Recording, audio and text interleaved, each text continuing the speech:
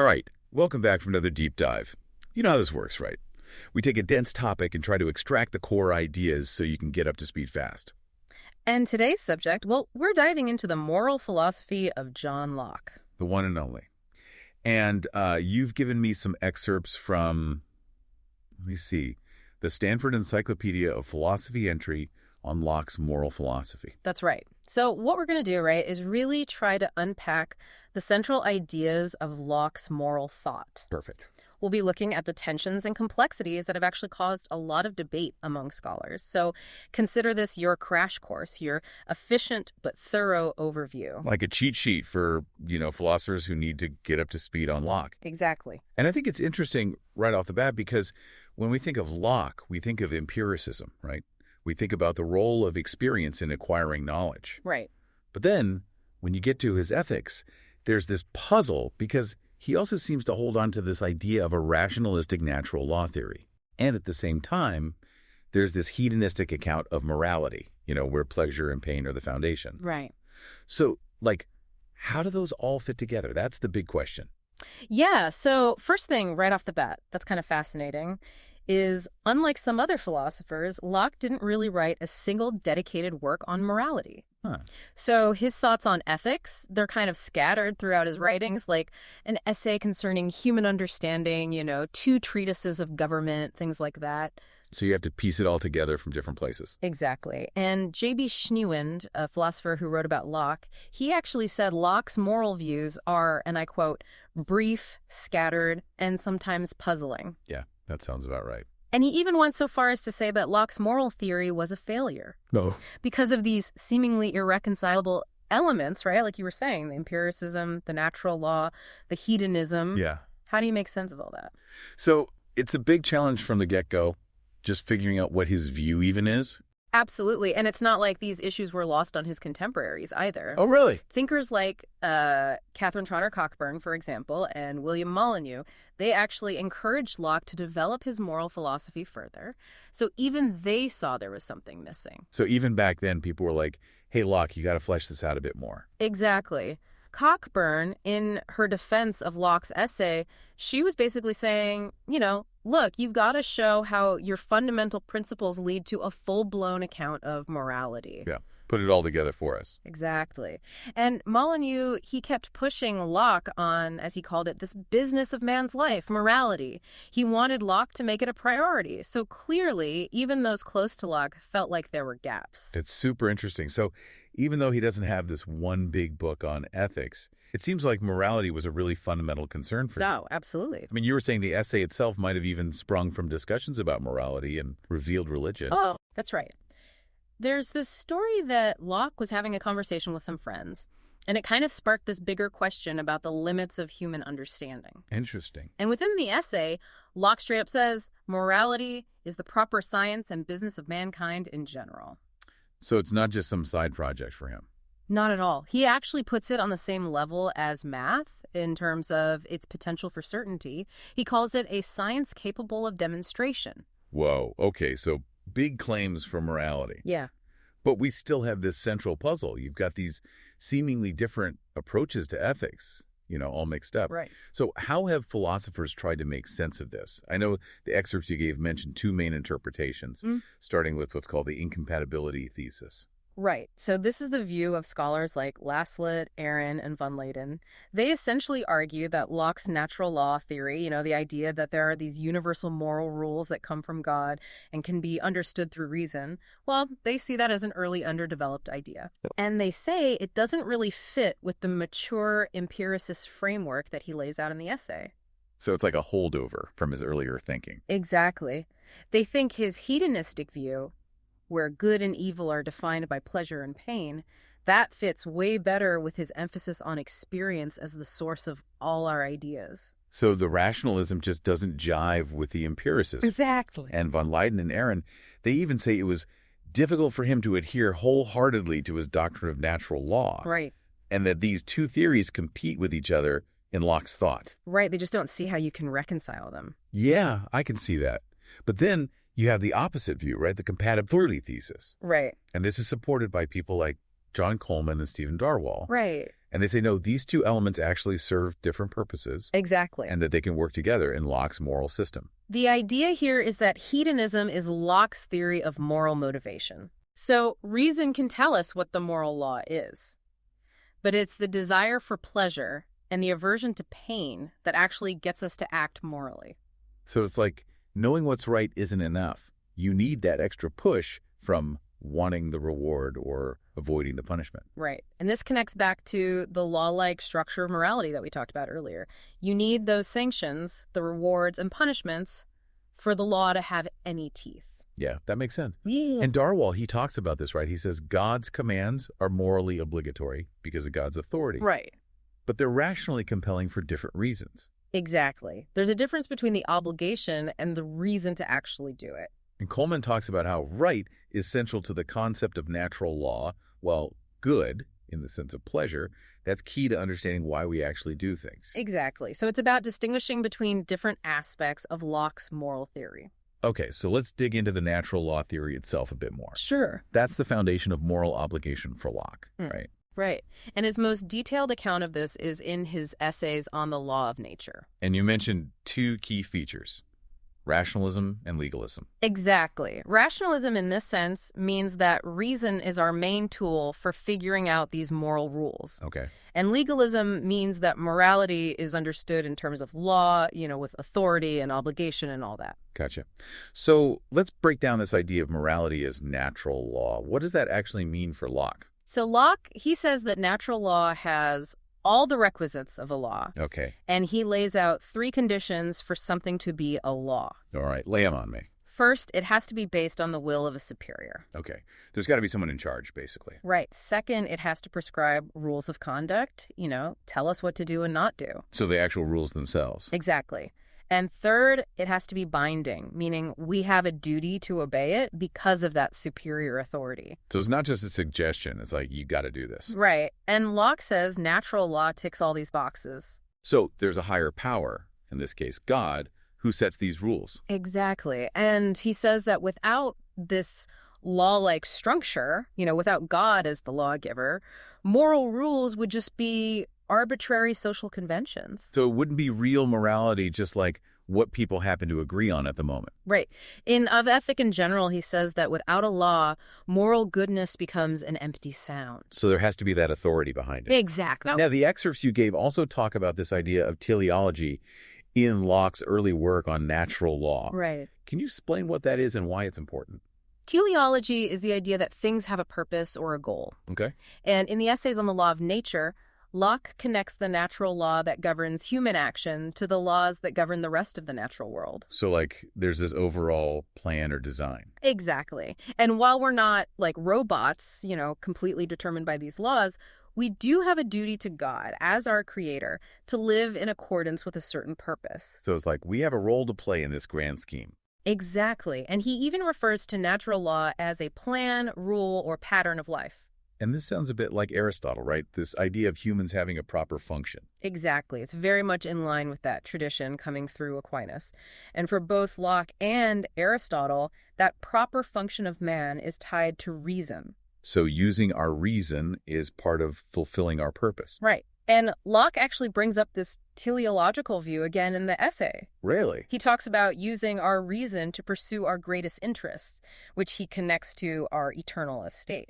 So it's not just about this life, there's an afterlife component too. Exactly. But this does raise a potential tension, as the excerpt points out. Because? Well, because later on, Locke becomes really skeptical of teleology in the natural world. Like, he doesn't want to say that rocks or trees have inherent purposes. Right. He's all about experience as the foundation of knowledge. So how do you square that with this idea of humans having a preordained purpose, especially in his moral theory? The excerpt suggests that this teleology within his moral theory serves a very specific purpose. Which is?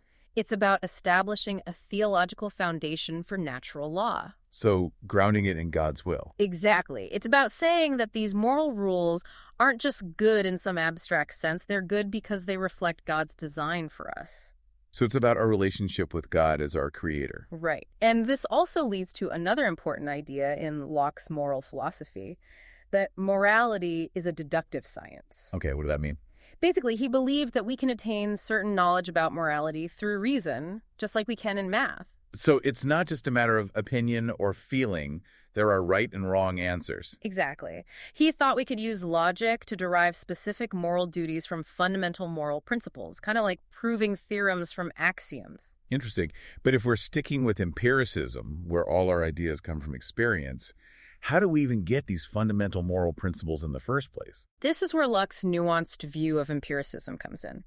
He says we don't directly perceive abstract ideas like justice through our senses, Right. but our moral ideas, he says, there are complex ideas of modes. Okay. And these are built up by the mind from simpler ideas that come from both our external senses and our internal reflection on our own mental operations. So it's not like we're born with these moral ideas. Right. They're built up over time. Right. And then reason takes over and uses these building blocks to create more complex moral concepts and principles. So it's a combination of experience and reasoning. Exactly. And the excerpt uses this example. Where there is no property, there is no injustice. Right. How does that show Locke a point about morality being demonstrable? So Locke defines property as a right to something Okay. and injustice as the violation of that right. So they're connected by definition. Exactly. And he thinks we can trace these definitions back to our experience, like the experience of possessing something and then having it taken away unfairly. And then, through reasoning, we can see that the very concept of injustice logically requires the existence of property. It can't exist without it. Right. And he gives another example. No government allows absolute liberty. Interesting. He's saying that the idea of government inherently involves limitations on individual freedom. Right. But you might say, well, what if someone disagrees with your definitions? Yeah, someone could say, that's not what property means to me. Right, that's a valid point. And Locke addresses that. How so? He says these disagreements usually come from faulty reasoning or biases, not from problems with the ideas themselves. So we're not being logical enough. Right.